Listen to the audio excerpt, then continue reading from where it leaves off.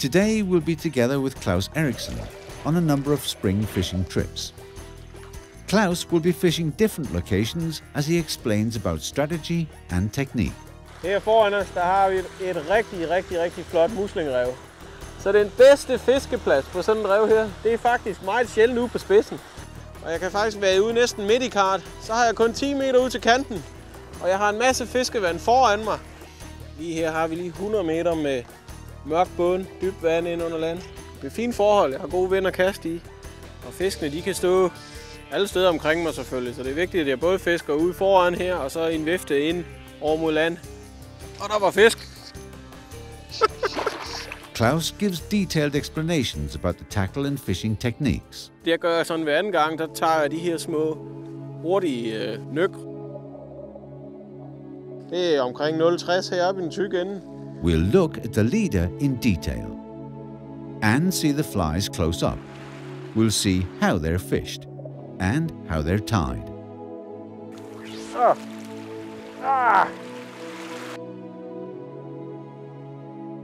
We filmed some beautiful scenery and peeked below the surface with our underwater cameras, where we'll see some of the sea trout's most important prey. Our cameras have also captured incredible scenes with garfish and sea trout chasing their prey. And of course, there'll be lots of action-packed fishing. Der var en fisk op derhen. Der kom. Ja.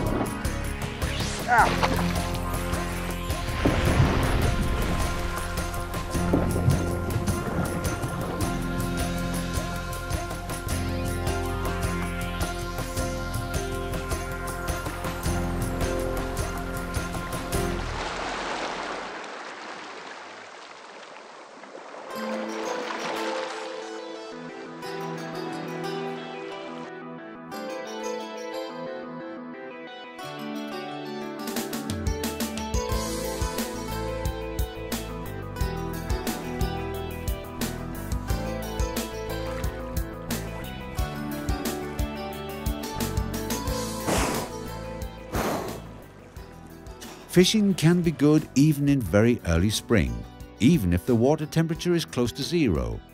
But the fishing will, however, often be difficult. When the temperature hits 4 degrees, fishing is usually good, and it's advantageous with some sunshine to further warm up the shallows. Shallow bays are usually good spots during early spring. This is exactly the kind of location where Claus has chosen to begin.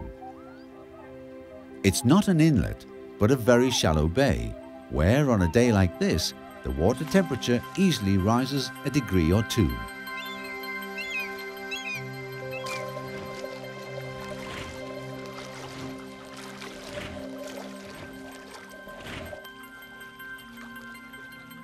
Nu er vandet af 6,5 grader, det er faktisk rigtig fint. Så nu må vi håbe, der er noget fisk, og det er en meget fint forhold. Jeg har gode vind at kaste i. Og det er altid sådan her om foråret, og der er 2 vigtige fødeemner for fiskene herinde. Det er børstorm, og det er rejer. Rejer er her altid, og børstorm de er her en kort periode. Og jeg er sådan en lille smule usikker på, hvad det egentlig er, der er mest hot lige i øjeblikket. Så jeg har faktisk valgt at sætte og helgradere med en af hver. Så jeg har en rejeflue, som ophænger her. Og så har jeg en børstormsimitation som endeflue. Så kan vi give dem et valg, og så se om det giver nogen forskel. Claus is using his usual big pink shrimp imitation. Børstormen er ikke så forfærdelig stor, så er den lidt nemmere at kaste med. De ser selvfølgelig lidt slatne og ynkelige ud, når de er våde her, men bare vent til de kommer ned i vandet. Så spreder materialerne sig ud og giver masser af liv og bevægelse til fluen.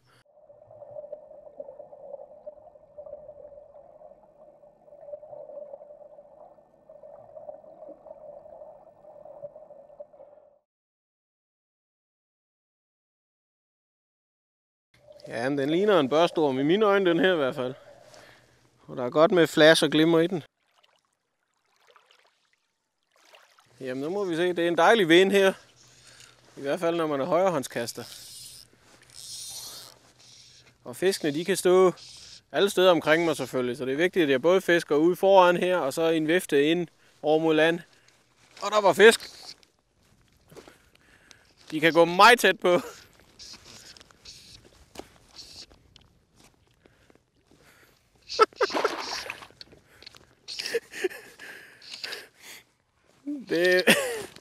Så det er vigtigt, at man fisker nærområdet foran sig, inden man går for meget til den. Den her, den tog cirka 6-8 meter fra mig.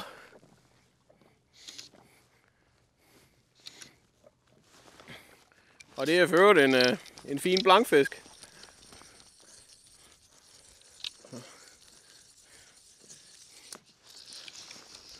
Og den valgte børstormen.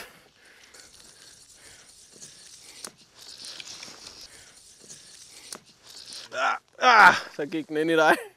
Nej, den løb med min flue. Fuck. Nå. Det var... Den smuttede. Jeg var egentlig bare ved at se, om mine fluer nu alt var i orden. Men jeg nåede slet ikke at give et ordentligt tilslag til den, så den smuttede altså. Men det er da et fantastisk tegn for dagen. Der er mange 100 meters godt fiskevand her foran mig, så hvis det går så let, så er det med at holde sig til der. Men et fint eksempel på, at kastelængde, det er meget godt, men det er altså sjældent særlig afgørende. Fiskene går tæt inde på en. Nu kører vi på hernede i den gode vind, og strategien er egentlig bare, at vi kaster fisker med bevægelse hernede af. Selvfølgelig grundigt, men heller ikke alt for langsomt. Og kaste lidt på skift, lige frem, vinkel, og så i samme bane, som kommer til at gå. Og så må vi se, om det kan føre fisk med sig. Og selvfølgelig kan man da gøre sig meget umage med at kaste meget langt her.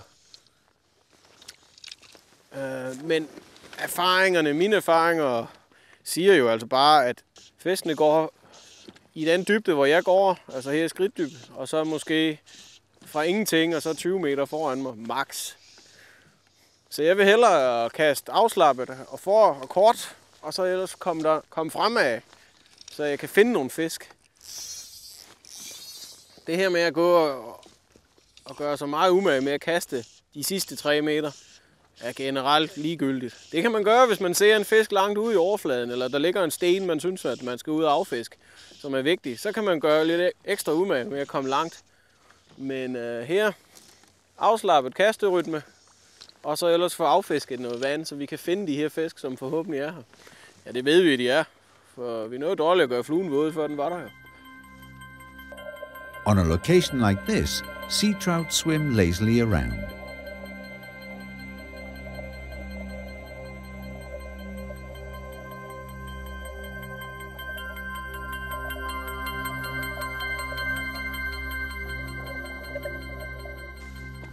Nu er der 2 fluer på forfanget her, og den ene det er en rejeflue, som hvis vi skal fiske den rigtigt, så er det fint med de her små jævne træk, så den kommer rygvis hoppende gennem vandet. Den anden flue, det er så til gengæld en børstormsflue, og den opfører sig ikke på samme måde som en reje i vand. Den kommer ikke sådan nykkende eller jiggende gennem vandet. Den bevæger sig den bevæger sig ikke ret meget, men når den gør det sådan en børstorm, så er det nærmere i sådan en lige langsom linje. Og det giver jo selvfølgelig et lille indtagningsmæssigt problem. Men så er det heller ikke værre, fordi man kan bare skifte lidt. Jeg gør sådan hver anden gang, der tager jeg de her små hurtige nyk. Dem har jeg måske tendens til at bruge allermest, som egentlig er rejefluens bevægelse.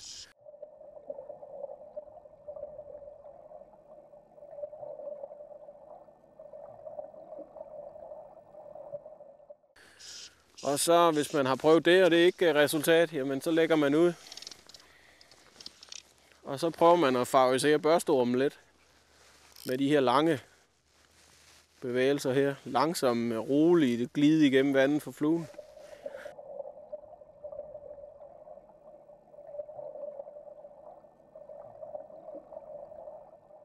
Og så finder man for øvrigt ud af, når man så får fisk ved at trække ind på den her, så kan det sagtens være, at den sidder på rejefluen alligevel.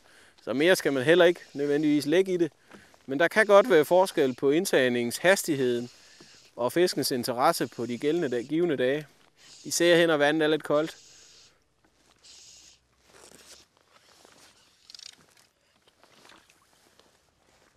uanset hvilken indtagning man vælger, så er det ekstremt vigtigt, at man har fuldstændig kontrol med linen, og man har kontakt med fluen, kan man sige. Og det foregår på den måde, at man har 1 eller 2 fingre, der holder linen her, og så trækker vi med den anden hånd. Og hvis hugget kommer, mens vi har hånden helt ude i yderpositionen, hvor vi ikke kan give tilslag, så holder vi linen ind mod, trykker den hårdt ind mod korken her, løfter stangen til et tilslag, enten lodret, eller endnu bedre vandret. På den måde her, så sætter krogen mere sikkert. Hvis fisken derimod tager tættere på, lige når vi er her, så har vi mulighed for at lave et ekstra hårdt træk her, og på den måde kroge fisken.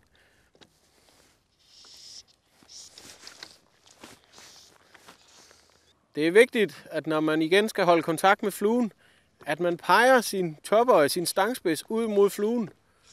Og det vil sige, at man laver så kort en linje som muligt. Man peger ikke på fluen, når man holder den op i luften på den måde her. Så peger vi op i himlen. Vi peger først på fluen, når vi slår stangspidsen ned i vandet her. Faktisk, vi må gerne dyppe topperet ned i vandet. Så har vi fuldstændig lige kontakt med. Og altid i samme retning, som linen ligger. Det vil sige, ikke noget med at holde den herover, og så linen kommer derover fra. Direkte linje ud til fluen, så vidt muligt hele tiden. Hvis den hænger og dingler heroppe, stangspidsen, så kan I se, så laves der sådan en slægline fra spidsen af stangen ned til overfladen.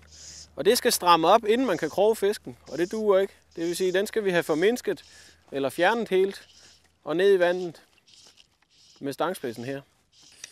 Og sådan en flok ørred, der kan man fristes til at tro, at de har samme størrelse alle sammen. Men det er min erfaring, det er, at de kan sagtens være forskellige i størrelsen.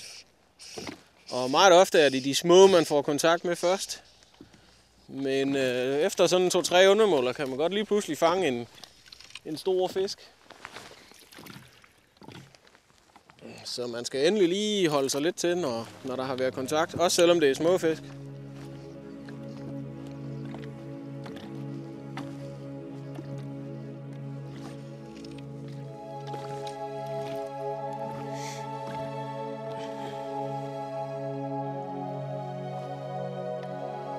Så. Kom så. Ja. Det er vist en lille. Ja. Jeg troede faktisk, den var større. Den lavede en ordentlig hvirvel bag ved fluen. Og den foretrækker en børstorm.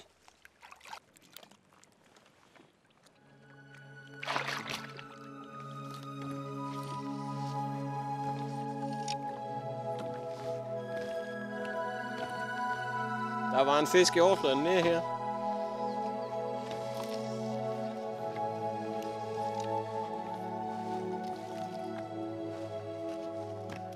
Og ser vi, kastet var godt. Lå lige, hvor den var op. Og der kom. Ja. Også en af de små fyre. Men det kan man ikke se, når de er oppe og vende. En stor fisk kan sagtens lave en lille plut. Ligesom den her gjorde. Den tog ophængeren, som er en rød reje. Ja, de er nok ikke så kritiske herinde. Så det er nok mere et spørgsmål om, hvad for en flue den får først øje på, og den går den efter. Stille og roligt. Typisk grønlænder, sådan lige lidt under målet.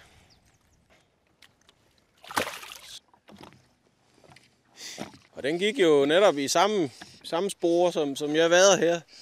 Så jeg har ikke lavet det. Nu viste den sig så, men jeg har nok haft fat i den alligevel, for jeg laver altid nogle kast i samme retning, som jeg kommer til at gå. Så vidt muligt, så går jeg aldrig, hvor min flue ikke har været i forvejen. Og der er rigtig mange fisk, der tager på de her kast, der ligger langs med land. Så kunne man jo selvfølgelig sige, jamen, så kunne man jo bare, hvorfor bliver man ikke så på land? Men aktionsradiusen er meget bedre, når man går ud her, og så bare husker at lave de her kast. Så er der ikke spor galt i, at man vadefisker lidt. Og så når man altså, man får en bedre vinkel med vinden ude på de her, i sådan en vifte på højre side af en her, hvor det passer godt med vinden.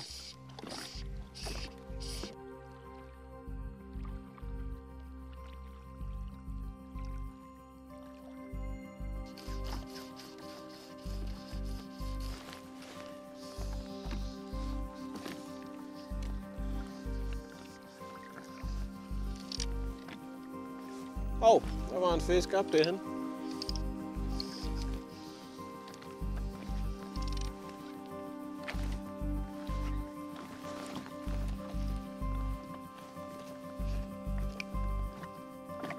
Kom så. Lige lidt langt bagud kastet. Der var den. Ja. Det er en fin.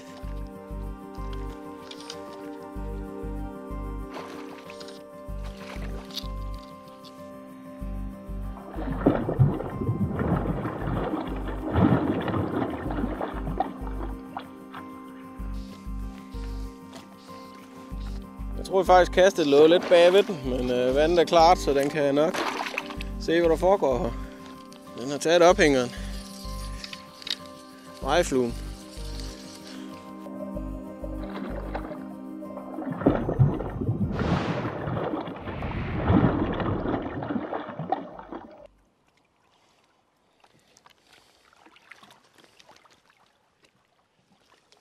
En fin nedfaldsfisk, som bestemt er ved at komme til kræfter igen. Men man kan stadigvæk godt se, at den har det lidt brunlige skære. Og lidt for stort hoved i forhold til resten af kroppen. Men en dejlig fisk. Stærk fisk. Men jeg tror lige, vi skal give den en måned i havet mere. Inden den er klar. Og den tog den her rejflue, som altid plejer at give en fisk i om foråret. Der elsker de der store rejfluer. Så. En handfisk. Farvel med dig. Det var dejligt. Gjorde lige som de tit gør, lige viser sig i overfladen med en lille skulp. Det var ren heldig at så det i de her småbølger. Men der var lige en skæv bølge iblandt dem. Og den tog med det samme. Skønt, skønt, skønt.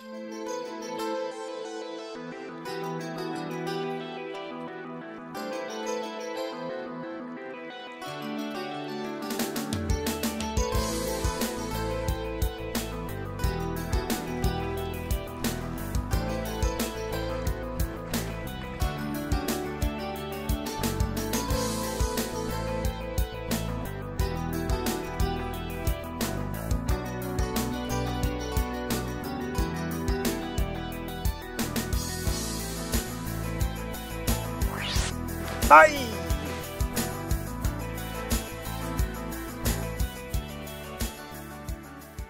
We're fishing an open stony stretch.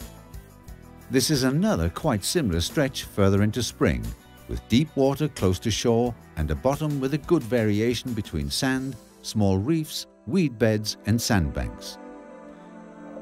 There's not much prey on the open shore this time of year, only small shoals of sculpin and other small bait fish.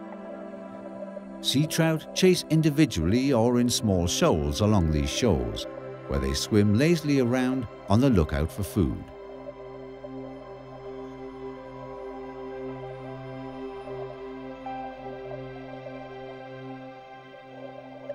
The water's almost dead calm, and Klaus is mindful of sea trout breaking the surface, or even foraging right on the surface. A simple fin breaking the surface, or a small swirl or crooked wave will reveal them.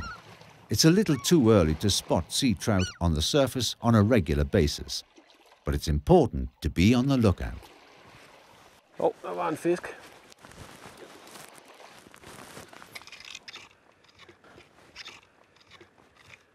Der havde jeg lige en fisk efter, da jeg trækker lige den op af vandet til et nyt kast her. Så ser jeg lige vivlen ud der, hvor fluen forlader vandet. At der var en fisk efter, og så er det med at få kastet ud hurtigt igen. Ikke specielt langt behøver man ikke. Og så trækker jeg normalt altid bare, ligesom jeg gjorde før, i samme hastighed, som det kast, hvor den viste interesse. Og hvis det ikke giver noget, så får den lige et par chancer mere, ofte sådan lige i en lille vinkel til den ene side. Og nu starter vi med at køre til højre, og så hvis det ikke viser sig, så lægger vi et kort kast til venstre. Og hvis det heller ikke viser sig at give noget, jamen så er der to muligheder. Enten så har den fået mistanke til den flue, vi fisker med, eller også så er den blevet skræmt. Den har måske noget at se, ikke? Hvis den er skræmt, så er det jo sådan set ligegyldigt. Så kan vi ikke gøre så meget. Vi kan også give flue, hvis vi synes, at det var ved at give et ekstra chat. Men inden jeg gør det, så giver jeg den lige en chance mere ved at lægge et almindeligt kast ud, og så trække den flue, den har i interesse for, rigtig hurtigt. Og det er altså tit, at det kan lokke den lige så vel som at skifte flue. Så bare fisk den flue, man har på en helt anden måde. Så rykker jeg lige et par skridt frem for at give den fluen fra en lidt anden vinkel.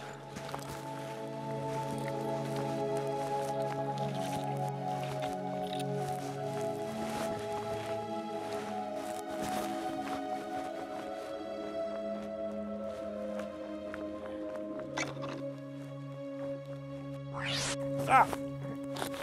Ja.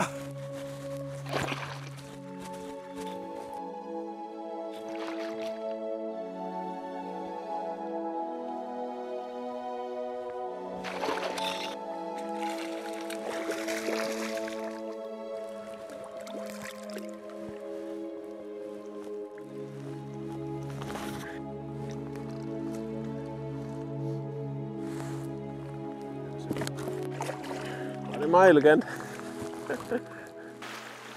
Klaus keeps on fishing, and in the afternoon, the wind picks up. Perfect conditions, but no fish.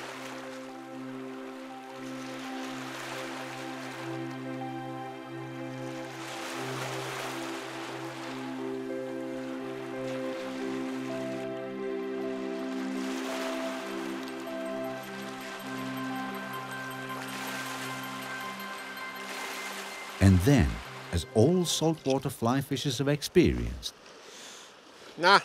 the sea trout grabs the fly when reeling in. Wow.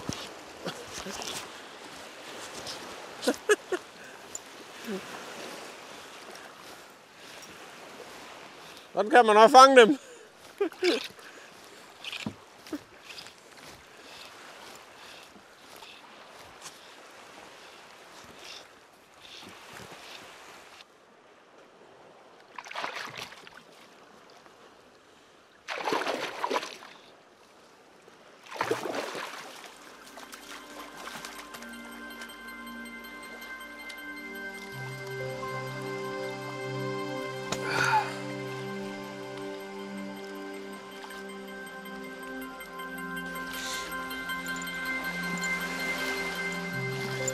Ja, det er en fin lille fisk. Og den tog, der var på vej hjem. Så altid chancer. Selv lige til den bitre ende.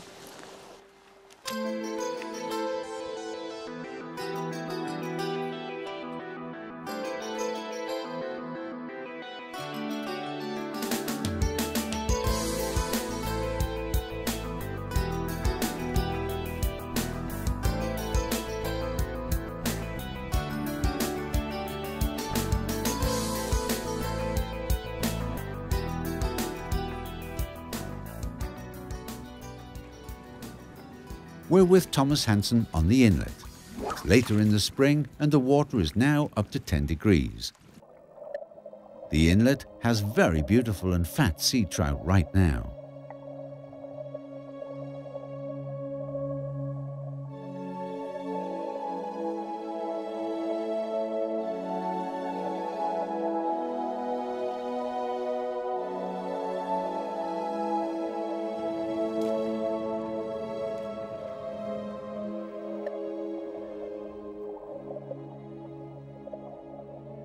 The underwater camera is placed at the same depth as Thomas is fishing.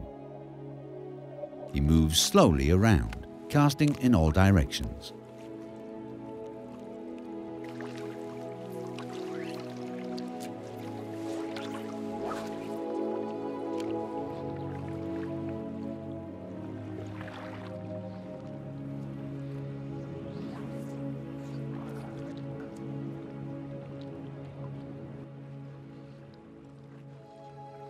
He's using a light, unweighted, transparent shrimp imitation. He's fishing it with a long, smooth retrieve with significant pauses, so the materials open out in the water, lending life to the fly.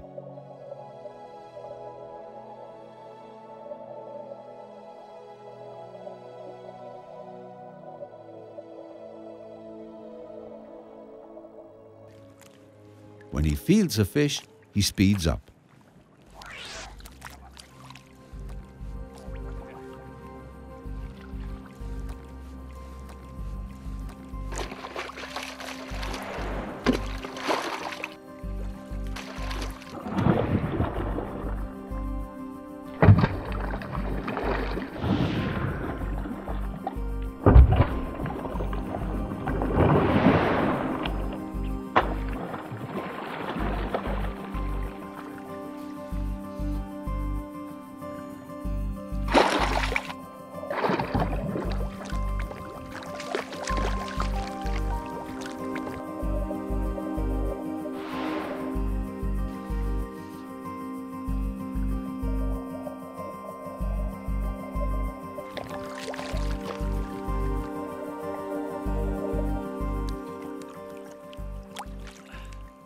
Rigtig flot fisk, den her, med sådan helt sorte prikker.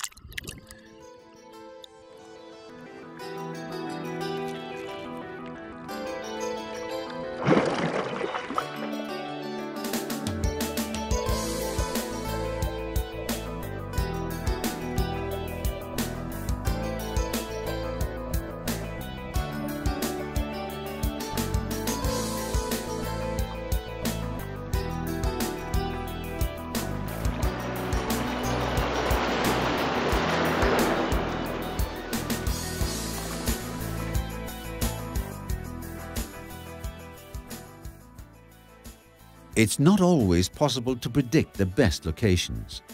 Often rather dull stretches or locations can prove to be good spots. These are only found with hard endurance, fishing long stretches of water with presumably dull bottom features. Other locations are more obvious with reefs, sandbanks or large weed beds. A lot of good locations can be spotted using Google Earth or other websites with aerial photos.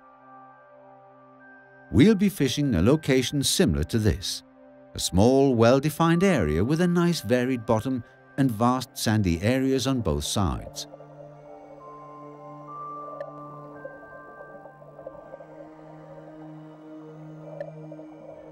Widely spread rocks and seaweed provide good habitat for small fish and other prey. The underwater camera reveals a good sea trout slowly cruising the shallows.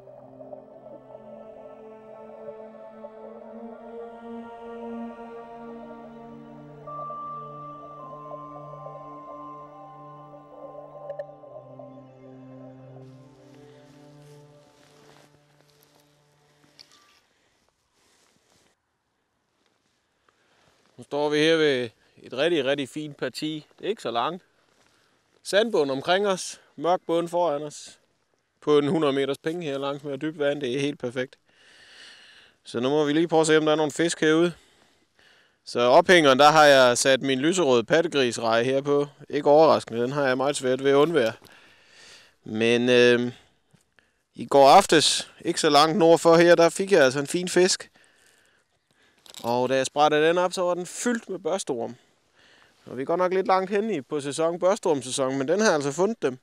Så jeg tror, at vi skulle prøve at satse lidt på en børstorm her i dag også. Så jeg tager regn som ophænger, og så en børstorm som indflue. For der er altså tilsyneladende børstorm i det område her. Og hvis fiskene er efter dem, jamen, så er det selvfølgelig det, de skal have. Så lad os prøve at se. Den her, den ser god ud.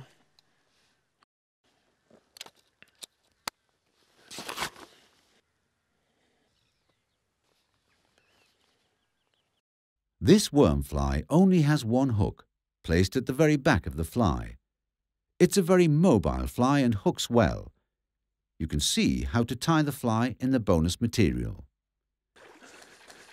It's not a common sight, but Klaus actually spots a worm over the sandy bottom.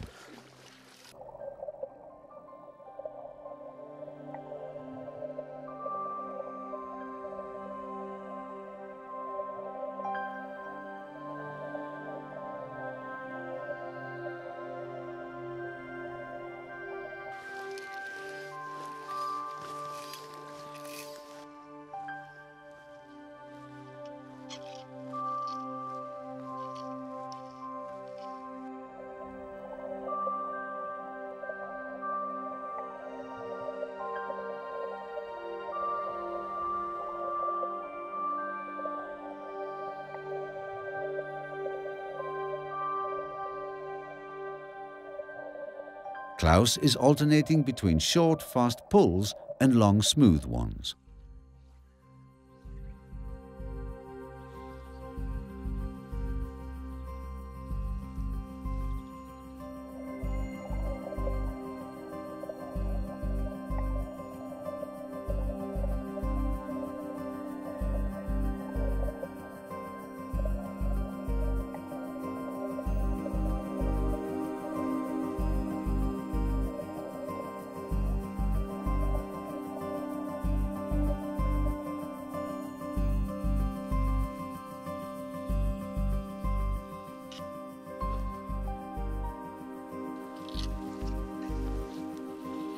Og der var faktisk en fisk i overfladen herude foran mig lige nu.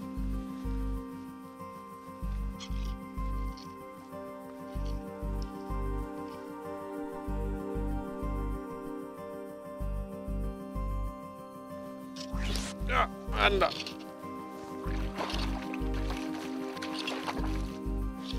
Yes!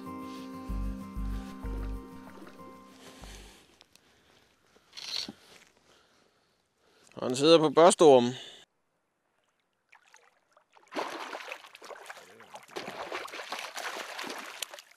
Der skulle den altså lige have en børstorm. Selvom vi er langt hen på sæsonen, så kan de sagtens finde nogle børstorme. Og ikke andet, så kan de huske dem fra dengang, de spiste dem for måske 14 dage siden. Og de smager muligvis godt. Jeg tror, jeg lader den her gå igen. Ja, det er heller ikke nogen sådan tyk fisk, så... Men jeg vil tro en 50 cm. Lige lovligt lang. Den Jordan har været oppe og gyde her i vinter. Men altså, vi er så langt hen på sæsonen nu, at det var fin spisfisk. Den her, den har gået længe i havet. Så der er ingen problemer i det. Men vi lader ham her, tror jeg nok, det er. Svømme igen. Dejligt.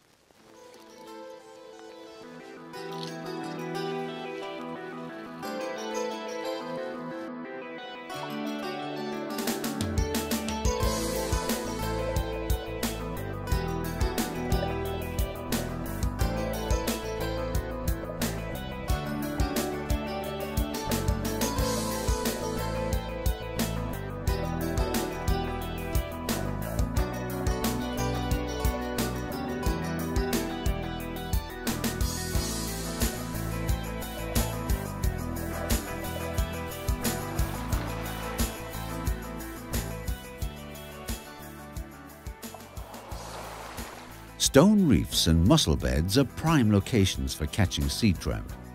The tides provide current and different food items are concentrated on and around this type of location. Often sea trout can be seen foraging.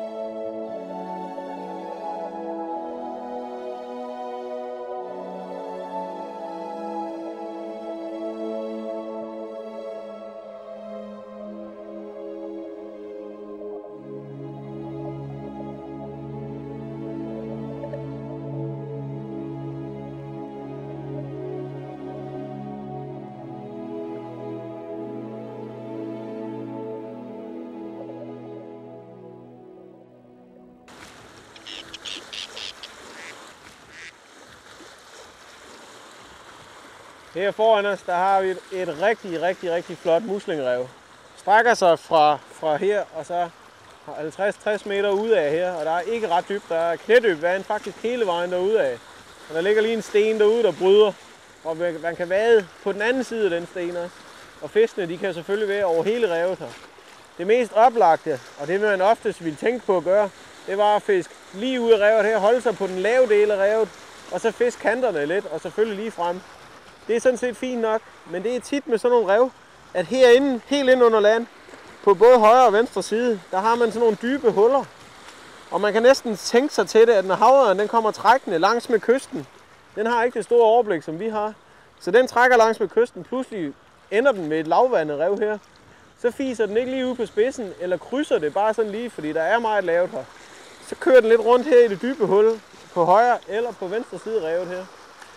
Så den bedste fiskeplads på sådan et rev her, det er faktisk meget sjældent ude på spidsen. Det er inden under land på højre og venstre side, på den dybe side af det. Og vi skal sørge for at fiske de her huller. På vores højre side af revet, der har vi en god vind. Der kan vi sådan set gå lidt ud på revet, så kan vi fiske indad i hullet og dække det. Men på venstre side her, der er det en anden problem. Fordi der har jeg dårlig vind. Jeg kan faktisk ikke være ude på revet og så fiske den vej ind. Så der gør jeg en anden teknik. Så vader jeg et stykke ned ad stranden, ud i vandet, vader forholdsvis dybt, og så fisker hullet hen imod revet. Og når jeg når hen til revet, så går jeg ikke op på revet på midten. Jeg bliver ude på kanten, ude på det dybe, og vader rimelig dybt. Og man synes, det er åndssvagt, for var jeg gået 10 skridt hen, så var det blevet lavere. Men ved at holde mig derude, så kan jeg affiske kanten af revet hele vejen ude. Og det er tit på kanten, at fisken står.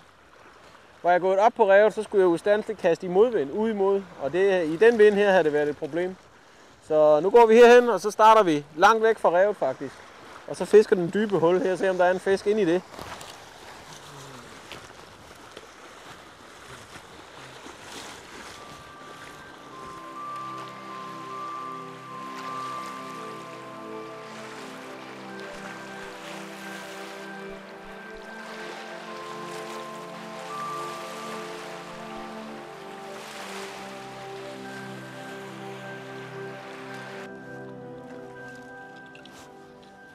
Lige for den position her, dækker vi revkanten, der går ud foran mig her, helt perfekt.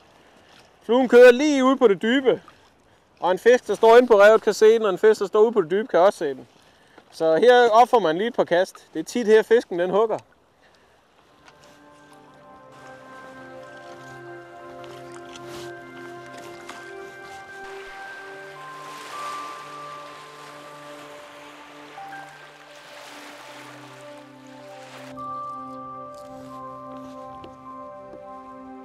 Så er der fisk. Au.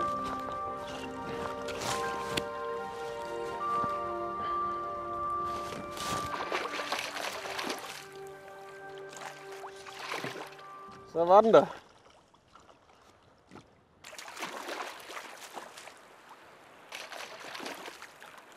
Ah, det ligner en nedfaldsfisk.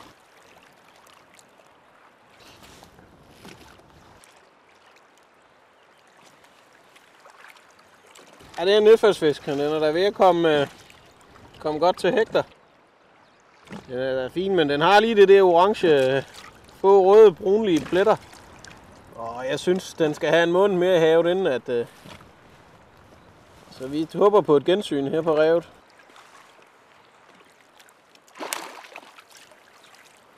Men vi er ikke nået ret langt ud af revet, der kan sagtens være flere. Så det var perfekt.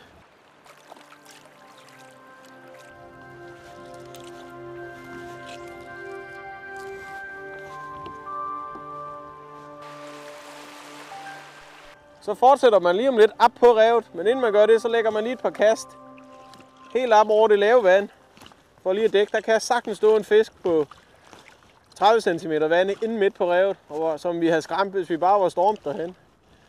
Og når vi ligesom har fået det prøvet, man kan sågar lige tage et par kast indad her. Der kan sagtens stå en fisk herinde også. Så er man sådan set klar til at gå op på selve revet og så fiske videre ud af det. Nu har vi dækket hullet her, kan vi sige.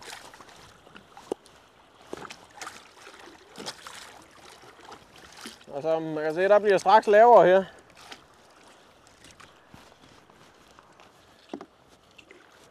Den fisk, der stod her på grevkanten, den huggede faktisk ikke mere end 10 meter fra, hvor jeg står her.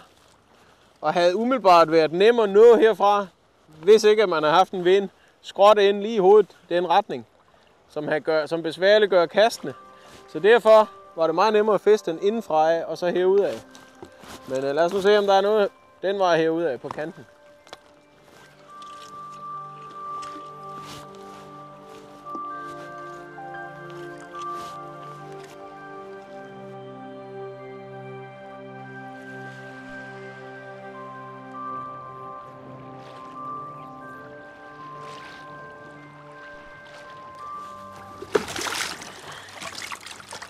Klaus fishes the reef thoroughly, but without success.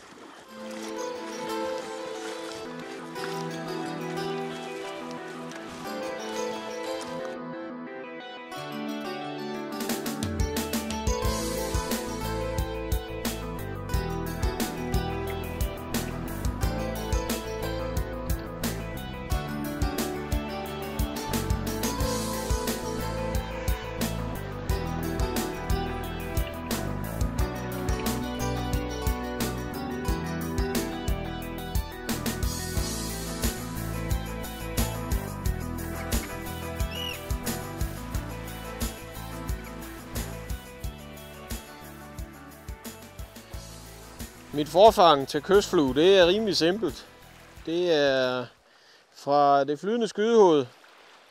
Monterer jeg fisker stort set altid med et cirka 9 fods fluorocarbon forfang. Der er taperet, det er sådan færdigkøbt, lidt uden knuder på. Det er omkring 0,60 heroppe i den tykke ende. Og så i løbet af 9 fod, så taperer det ud og ender herude i noget tykkelse, der hedder 0,30 eller det omkring. Der laver jeg lige et lille øje på. Og så kan jeg i det øje, der kan jeg montere min forfangsspids sådan set. Og det er oftest en 0,25, også en fluorocarbon spids. First, a 9-foot tapered leader to which the tippy is looped using a perfection loop. En sløjfe bagom hovedlinjen. En sløjfe foran og rundt om, som er mindre end den første. Den lille tjavs her, op imellem de to lykker. Bagfra ind og have fat i den forreste lykke her. Træk til, slip det hele, stram op. Så har vi et perfection loop. Så har vi 2 perfection loop. Et i spidsen af hovedforfangen, og et i enden af forfangsspidsen her. Og så er det super simpelt. Læg dem sammen. Få spidsen fundet frem her. Ind igennem her. Og træk dem til. Meget stærk kobling, som er nemmere at arbejde med. 2 fluer på forfang, det bruger jeg meget ofte og meget gerne. Det ser man ikke så tit andre gør, sjovt nok, men det er en rigtig, rigtig god metode for at give fisken et valg imellem en stor flue og en lille flue. Eller 2 forskellige farver, 2 forskellige typer. Mange forskellige varianter, man kan gøre. Normalt fisker jeg med en forholdsvis lille ophænger, og så en noget større endeflue. I det tilfælde her er det så en rejeflue. Det kunne lige så godt have været en tobis eller en børsteorm eller noget andet. Men de her 2 fluer, de gør altså helt sikkert nogle flere fisk. Ofte sker der det, at den får øje på den store flue, den virker som lokker eller traktor. Men når den så kommer tæt på, så er der måske et eller andet, den ikke rigtig helt er tilfreds med på den store flue. Til gengæld får den øje på den lille flue, som ser luftig og lækker ud, og så snupper den. Og så sker der faktisk ikke sjældent, især om foråret, at man får 2 på ad gangen. Så det er sådan en ekstra bonus, som er ved at tage med. Ophængeren er bundet af almindelig nylonline, ophængertjavsen her, men rimelig tykt, cirka 0,35 mm. Og hvis man er rigtig snedig, så får man fat i noget line, der har en anden farve end den forfangsspidsline, man har. Fordi så er det nemt at kludre ud, hvis man får kluder, og det gør man med 2 fluer. Så er det rimelig nemt at redde ud. Og i og med, at den er så stiv og tyk, den her 0,35-line, så er det nemt at redde ud, men det er også sjældent, der går kluder i det. The dropper leg is tied using a surgeon's knot approximately 20 to 30 centimeters from the loop connection between the leader and tippet. You should use approximately 25 centimeters of thick nylon. Og vi lægger dem op parallelt med hinanden her. Slår en sløjfe rundt. Trækker dem igennem 3-4 gange. Og så strammer vi stille og roligt op. Sådan. Så har vi den ene af de her tjavser her skal klippes af. Og jeg klipper altid den nederste. Fordi den øverste, den har sådan en naturligt svej væk fra hovedlinjen. Som igen nedsætter risikoen for kluder i systemet. Så på med en ophænger der, og så en 60-70 cm nedenunder den, der kommer hovedfluen. The leader and all knots and connections can be seen at wideopen.dk under Fishing Tips.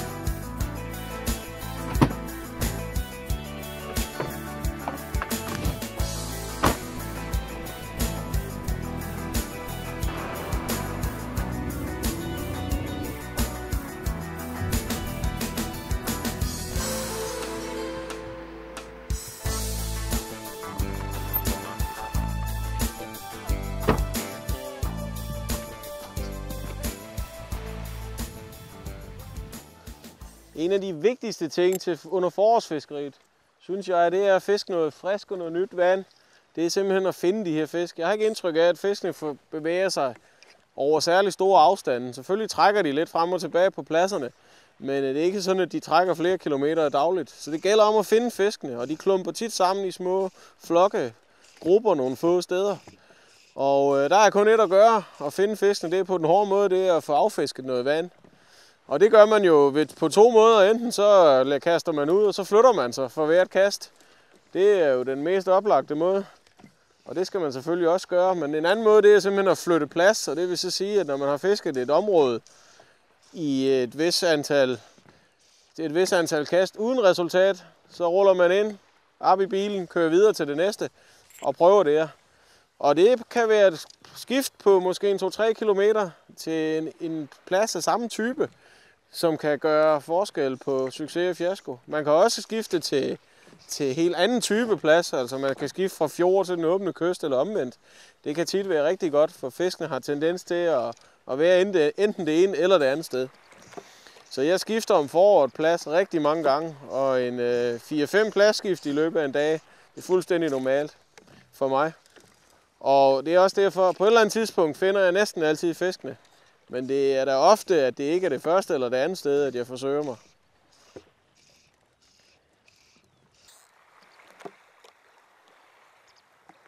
Så kan man jo så altid spørge sig selv, hvornår er det så rimeligt at skifte plads? Hvornår skal man give op det, hvor man er, og så sige, nu kører vi et andet sted hen?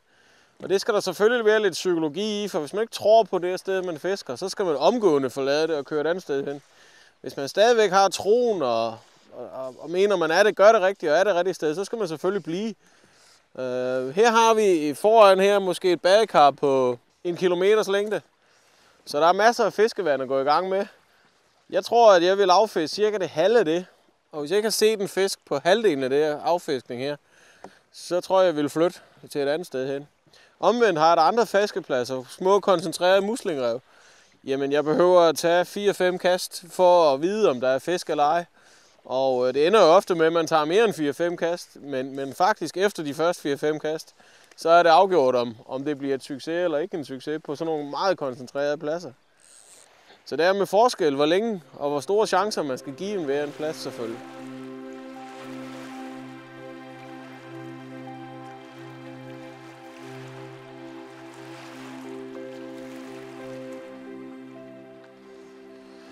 Man kan altid diskutere om, hvilke linklasser, hvor svært fluegrej skal være til kystfiskeriet.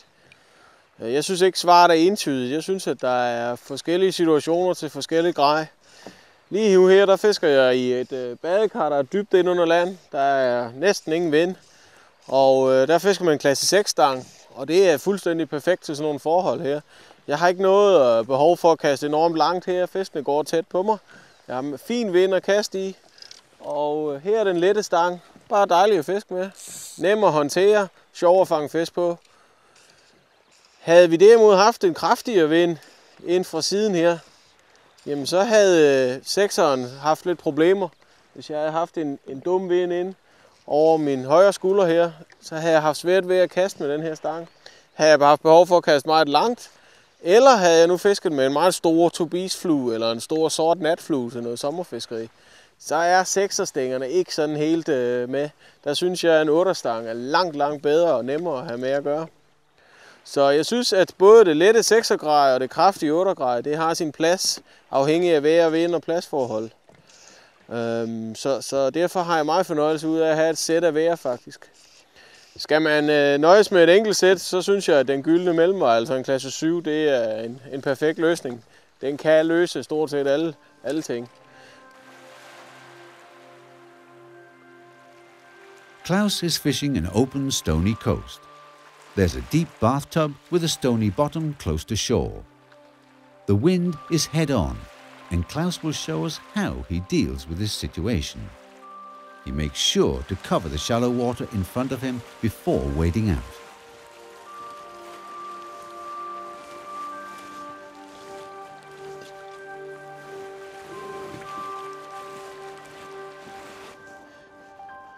Det fiskeri her, det er sådan noget typisk badekarfiskeri. Jeg har et dybt område foran mig her med rigtig flot havørredbund. Der strækker sig, for jeg står sådan små 20 meter ud.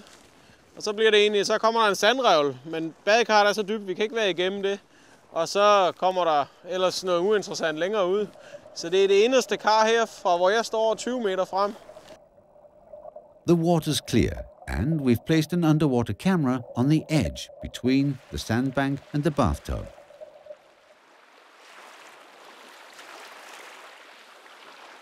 Nu har vi en svag vind lige ind på kysten, og det gør, at jeg kan faktisk ikke kaste 20 meter op imod vinden her. Det er i hvert fald ekstremt anstrengende, og ikke særlig. Mit forfang strækker ikke, det duer ikke. Så umiddelbart skulle man jo sige, at det er ikke særlig godt, fordi fiskene har en tendens til at gå lige på ydersiden af karret herude, så et 20 meter kast er altså normalt at foretrække. Men det kan simpelthen ikke lade sig gøre. Det jeg derimod kan, det er, at jeg kan vade ud i karret. Og jeg kan faktisk vade ud næsten midt i karret. Så har jeg kun 10 meter ud til kanten. Og jeg har en masse fiskevand foran mig, hvor jeg får en hæderlig vinkel til vinden. Og hvis jeg ikke laver for mange blindkast her, og ikke går alt for meget i at blive kastet alt for langt, så kan jeg faktisk få en fin linelængde langt ned her. Og så kører fluen igennem badekarret hele vejen tilbage til mig. Fuldstændig perfekt.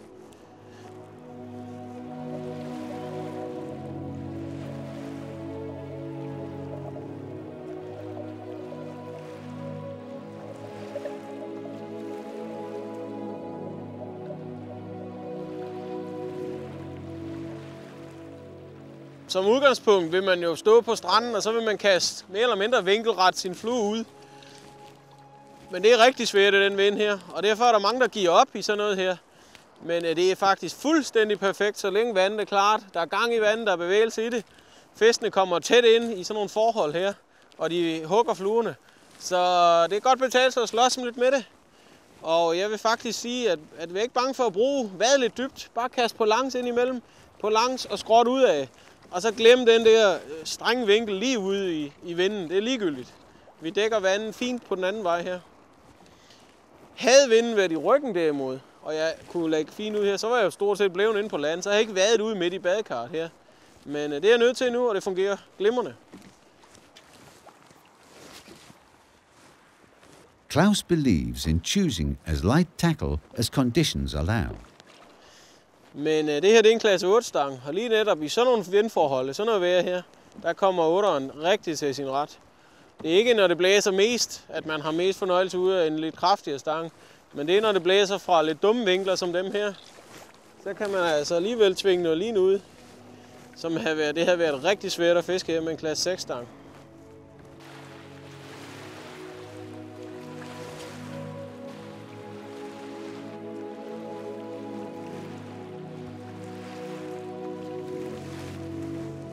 Prøv lige at vade lidt dybere, end jeg normalt gør. Lige herude og fisk kanten dernede af.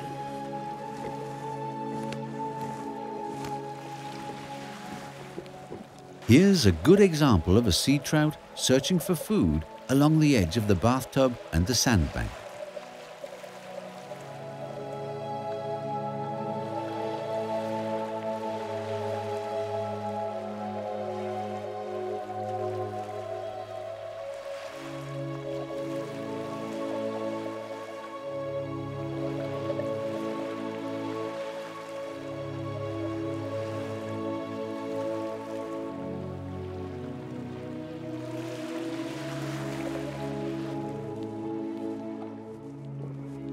Der var en. Kom så. Kom så. Ja, jeg tager den der.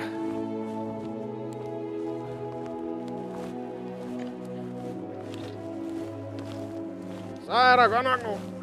Den mistede jeg så.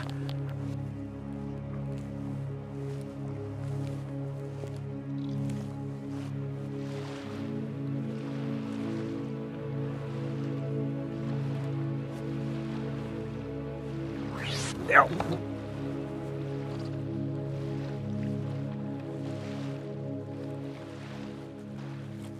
Den er ikke stor.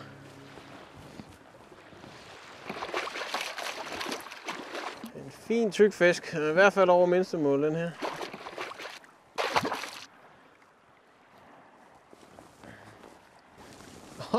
En tyk sak. Det er en dejlig fisk. 45 cm måske.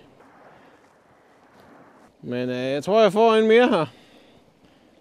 Og vi håber på en, der er større endnu. Selvom det var en fin, dejlig fisk, den her. Så vi lader den her svømme igen.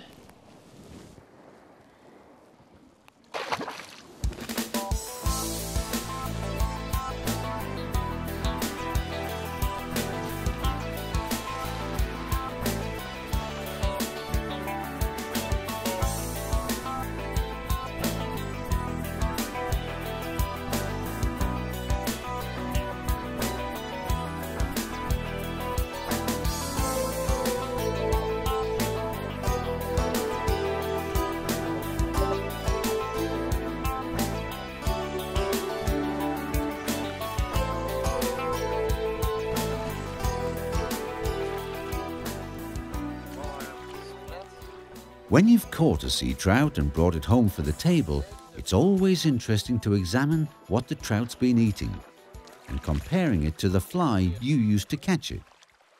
One fish has eaten shrimp and the other fed primarily on gamaras and other small prey. Prey is scarce in the shallows in early spring, but becomes more and more abundant as water temperatures rise. The most common bait fish are sculpin and stickleback. Later on, sand eel are also common in the shallows. There are only a few shrimp in early spring, but their numbers increase along with the water temperature.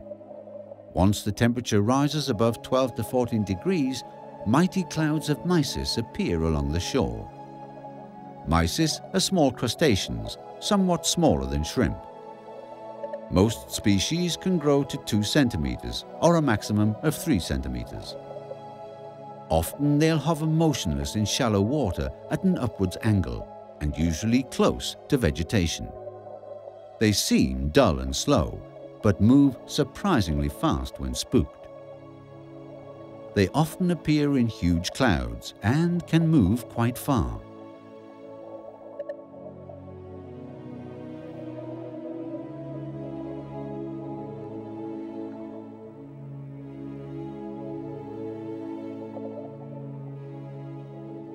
We've placed an underwater camera on the edge of the weed beds where a cloud of mysis are hovering. The camera is placed 25 meters from the beach in just 2 meters of water.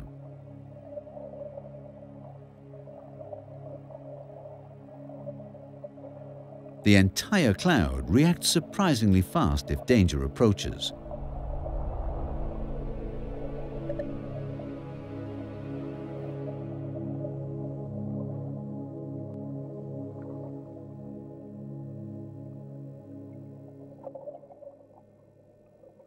The garfish pass over the cloud of mysis and charge down for a snack.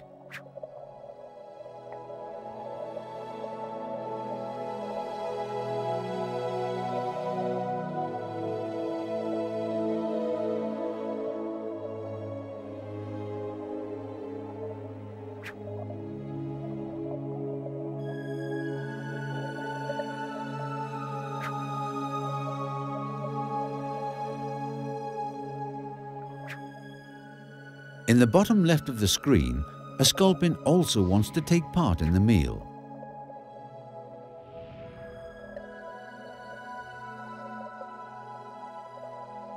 Sand eel are predators and they hunt aggressively in small shoals.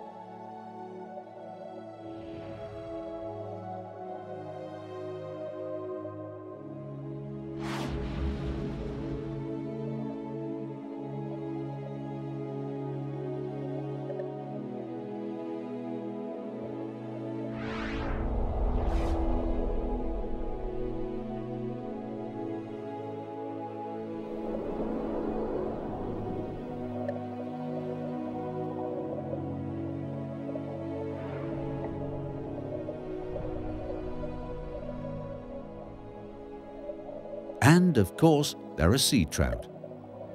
Pay attention to the back of the cloud of mysis. The sea trout certainly spends a surprising amount of energy chasing these small crustaceans.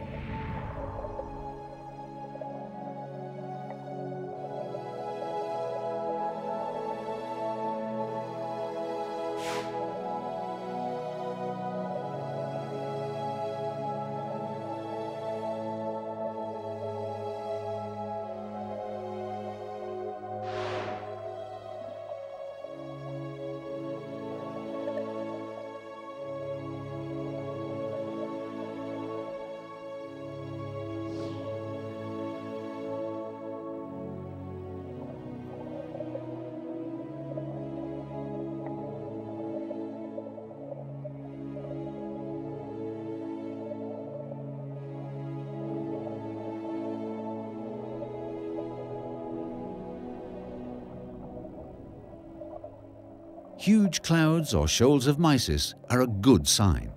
They attract other fish, sand eel amongst others, and sand eel are a perfect prey for sea trout. The fact that sea trout also forage on mysis should concern us much. They usually prefer the larger prey if present. Small mysis imitations are a definite possibility, but during the spring, sea trout are opportunist feeders, and a medium-sized shrimp imitation is usually an advantage. This is exactly the kind of fly Klaus has tied on his leader this spring day with calm water. If the sea trout are eating mysis, gamaras and other small prey, this kind of fly is a good compromise.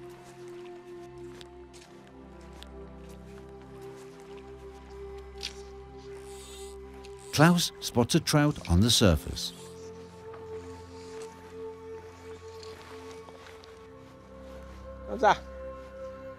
It's impossible to determine what it's chasing, but most likely not fast-swimming sand eels. More likely gamaras, mysis, or maybe shrimp. Ikke store.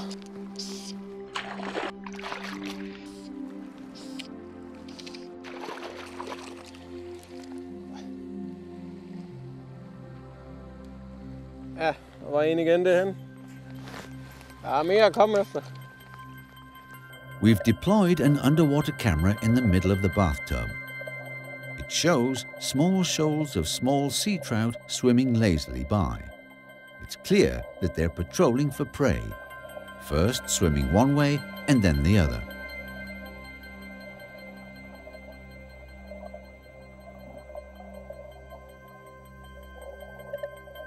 Klaus spots another sea trout.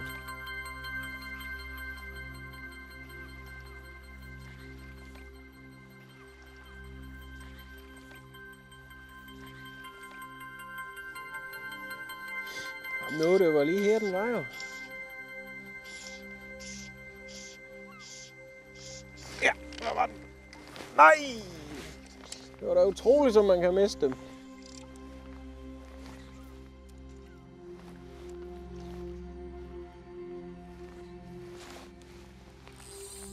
Ej, hvor var han der?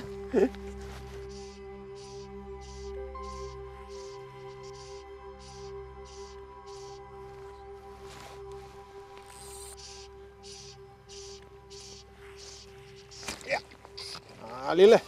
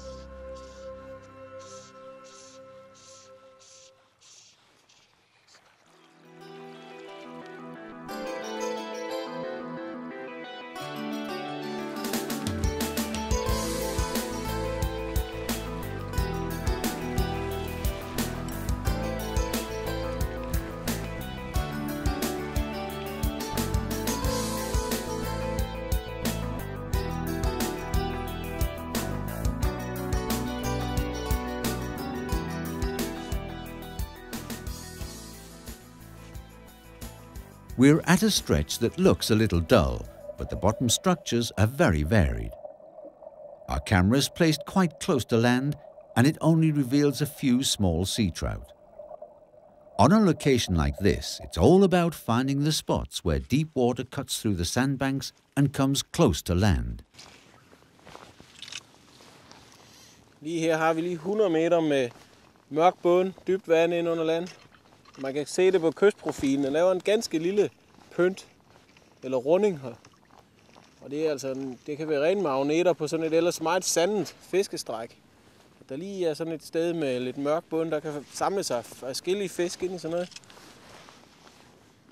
Og de kan gå meget, meget tæt ind under land her. Så vi går lidt forsigtigt til dem. Der bør være fisk her. Der var lige en halvmeters fisk lige op herude foran. Lige så fint.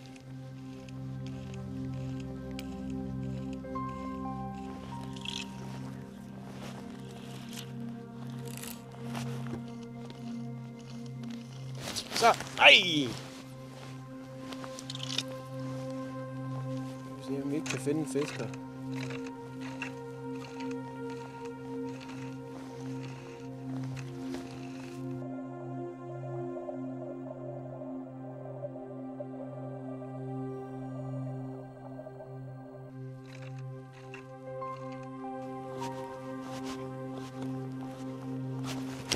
Hvad var den der?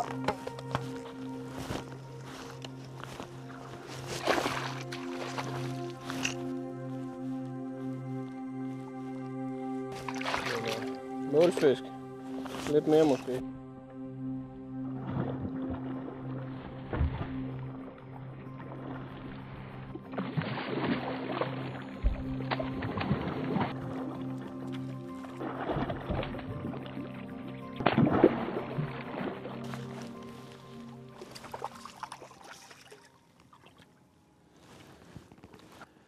Ja, den er nok en lille smule over de 40 cm. Flot tyk fisk. Vi tror, vi får en mere.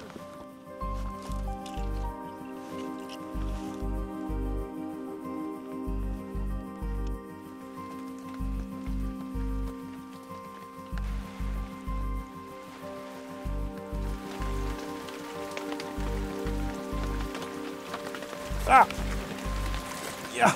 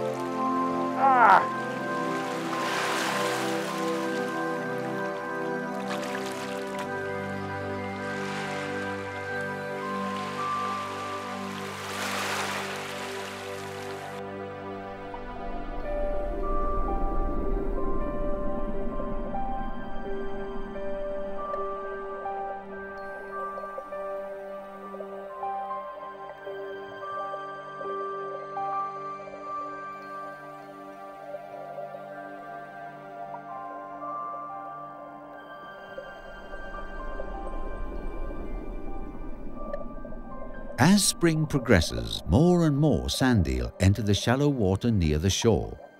They appear in both large and small shoals.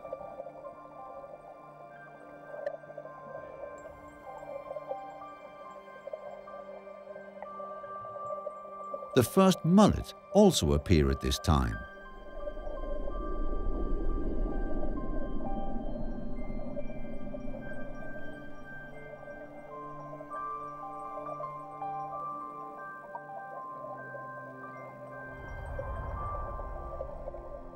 All round, the food chain has really come to life, and there's lots of life in the shallows, where the water temperature is now over 12 to 14 degrees.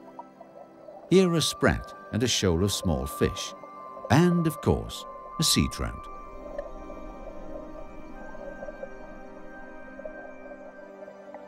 Klaus is up early, and as he knows that there are sand eel in the water, he's chosen a 10-centimeter long sand eel imitation. Most of the time, he uses a fast hand-over-hand retrieve, but for the sake of variation, he also uses a slower retrieve.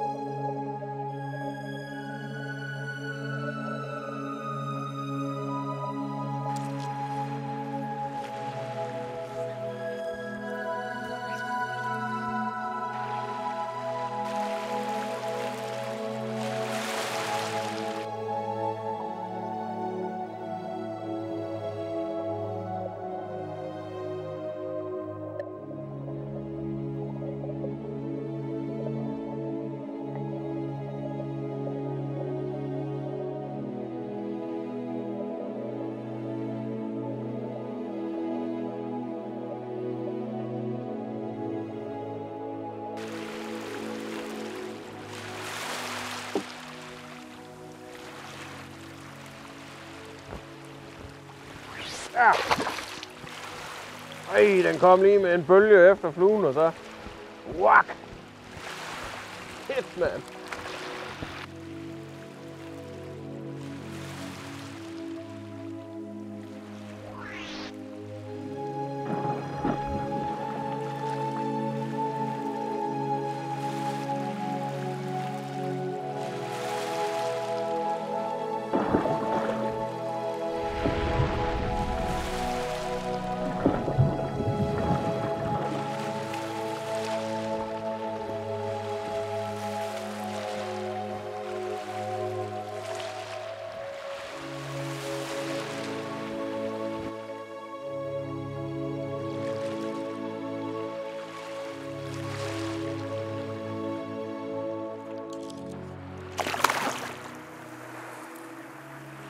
Dejligt.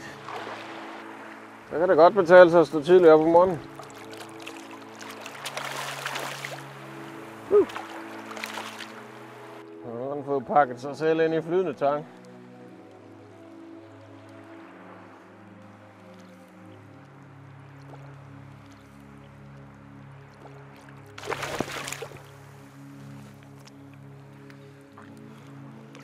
Ja, det er fin fisk.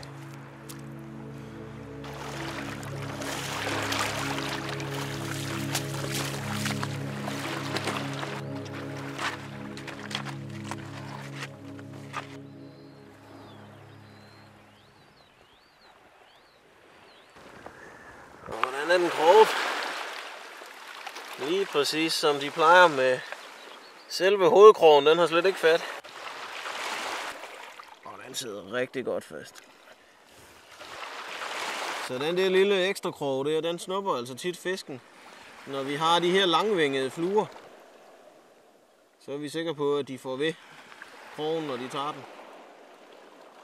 Skønt, skønt, skønt.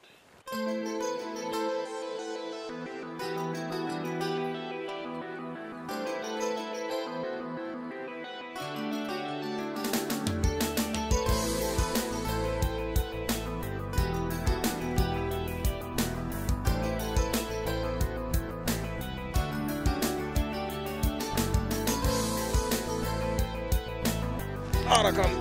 Ja.